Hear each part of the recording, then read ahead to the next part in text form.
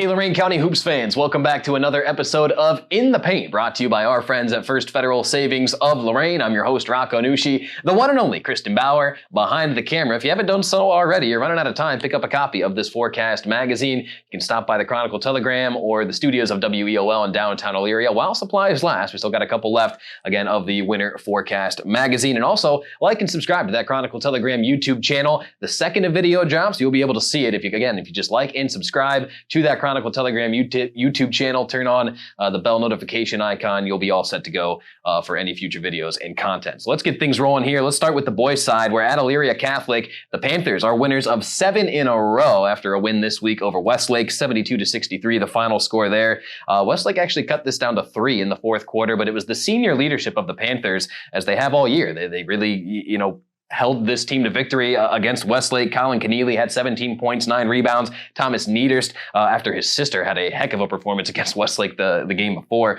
he had 11 points and 6 rebounds. Colin Ginley, 10 points, 7 rebounds. So again, the senior leadership for the Panthers really getting it done this year over there at EC.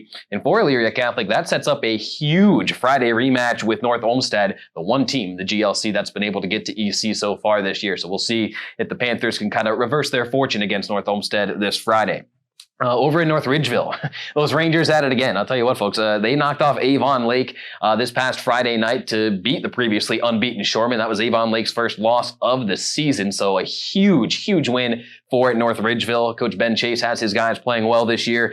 Rangers never trailed in this one, so a wire-to-wire victory for North Ridgeville. Very, very impressive, and it was the usual guys. Jake Boynar, he had 16 points. Griffin Toure had 15 points, and North Ridgeville ended up shooting 56% from the field in that win over Avon Lake, so a very, very efficient offensive night for North Ridgeville, a team that's averaging over 65 points so far this season. They followed that up a couple of days later with a win over Keystone in a little non-conference battle. 65-54 was the final there. Boynar at it again, a double-double with 17 points, 14 rebounds. Jackson Stacy had 13 points. Griffin Toure had 12 points. So again, this is a North Ridgeville team, very, very good defensively with the pressure that they can create, but also offensively. They got a number of guys who could just go get buckets. They put that ball in the basket. They find a way somehow to do it consistently. Just a very, very dangerous North Ridgeville team. Again, shout out to them, handing Avon Lake their first loss of the season. There was a couple of SWC and Lorain County League non-conference battles. The SWC kind of taking the better of these as Midview knocked off Columbia 66-56. The Middies opened up a 17-point first quarter lead and never really looked back from there.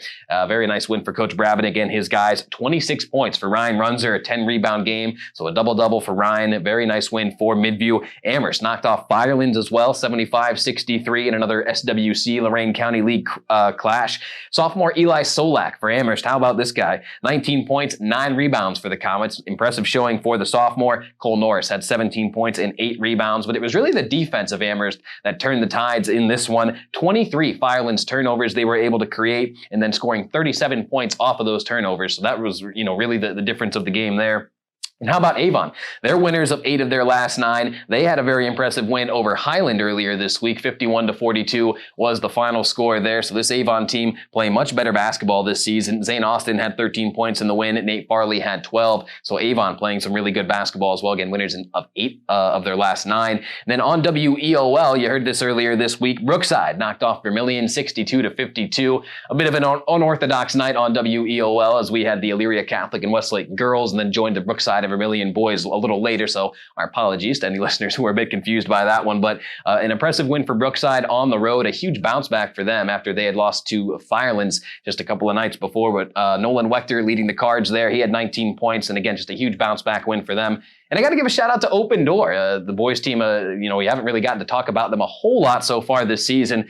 They had 6 straight road games heading into this past Friday's matchup with Oberlin, including a 4-game losing streak. So times were a little tough there for Open Door, but Alan Januzzi rallies the troops and they get a huge 58-53 win over Oberlin to kind of put the end to that 4-game losing streak. So a very nice showing for Open Door. And as we look at the standings, first in the Lorain County League, Keystone and Oberlin both within 1 game game of Brookside at the top of those standings. So that could get very, very interesting here in January and then heading into February as well. And then in the SWC, Avon and North Ridgeville, they've climbed into within a game of Avon Lake thanks to the past week of action. So again, the Lorain County League and the SWC on the boys' side should be a lot of fun heading into the tail end of January here. On the girls' side, we mentioned Elyria Catholic. They stay perfect in the GLC. They're 9-0 in conference action, a 47-18 win over Westlake for them earlier this week. I was actually on the call for that on WEOL. Isabel Nieders, she had 16 points. Carter McCrae, not her best offensive night for the Northern Kentucky commit, but how about 18 rebounds and 5 blocks? Just an absolute force down low. Very, very tough to contain on the inside. So a nice night for Nieders and McCrae. EC gets the win over Westlake. North Ridgeville, the Lady Rangers, they get a little bit of revenge on Avon Lake with a 44-39 win over the weekend. Grace Kingery, lights out performance from Grace, 21 points, 11 rebounds in the win. They honored her before the game for again scoring 1,000 points this season. So shout out to Grace and shout out to North Ridgeville for an impressive win over Avon Lake. And then Avon got a win on WEOL on Saturday. They knocked off Amherst 56-48. They were led by Brooke Lobb, who had 23 points there. That brings us to our college corner, the time of the week where we like to look at a former Lorain County athlete to see what they're doing on the collegiate level. And I kind of cheated this week a little bit as Jaden Gilbert on the football side of things, a running back, linebacker, wide receiver. You name a position, he could probably go do it. We don't know if he can kick or not, but hey, I'm sure he probably could. So Jaden, shout out to you, man. He committed to Youngstown State University. He will be a Penguin next season. And again, we don't really know exactly positional-wise what he'll be playing. Could do some running back duty, could do some receiver duty as well. We're not sure. Can play some defense as well. But Jaden this year as a senior, just a fantastic campaign. He had 364 rushing yards, averaging just under 8 yards per carry, 9 total touchdowns, including a defensive pick 6. So a very nice senior season for Jaden Gilbert. Congratulations to him for that commitment to Youngstown State University. So before we get you out of here, what is there to look forward to on the high school basketball scene here in Lorain County? Well, I'll tell you what, Friday night on WEOL, you don't want to miss this one. And if you can't get to the game again, you can listen to it on WEOL, little crosstown rivalry. We know about this one. Avon Lake will be at Avon on the boys' side on Friday night. And again, if you can't make it out to Avon for that one, you can tune in on WEOL. That should be a really, really fun game with big SWC conference standing implications. Also on Friday, Keystone and Brookside on the boys' side of the Lorain County League. Again, fighting at the top of those standings are the Wildcats and the Cardinals. So that should be a good one Friday night. And then on Saturday, back on WEOL, little non-conference crosstown rivalry again as Elyria will be at Elyria Catholic. I'll have the call live from the Coliseum at 7 o'clock.